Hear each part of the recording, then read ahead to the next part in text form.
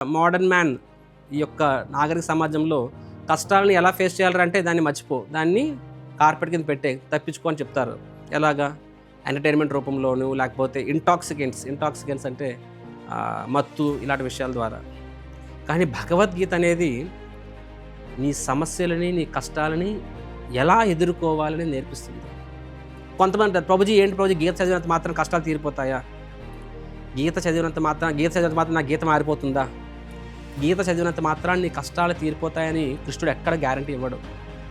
కానీ భగవద్గీత చదివినప్పుడు ఆ కష్టాన్ని నువ్వు ఎలాగ ఫేస్ చేయగలవు, దాన్ని ఎలా నువ్వు దాన్ని ఫేస్ చేయాలని నేర్పిస్తారన్నమాట.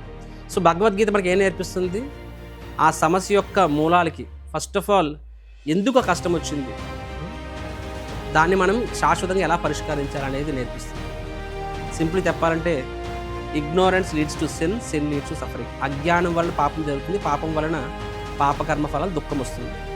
కాబట్టి ఆ అజ్ఞానం అనే ఎలిమెంట్ని భగవద్గీత అడ్రస్ చేస్తుంది. కాబట్టి భగవద్గీత అనేది కూడా రాజ్యాంగం.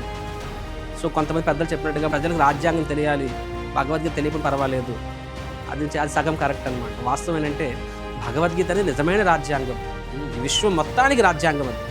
అది తెలుసుకోవడం ద్వారా, రాజ్యాంగం తెలియనప్పుడు ఏమవుతుంది, ఆ వ్యక్తి సమాజానికి భారం అవుతాడు. సిమిలర్గా ఈ భగవద్గీత అనే రాజ్యాంగం తెలుసుకున్నప్పుడు ఆ వ్యక్తి లోకానికే భారం అవుతాడు.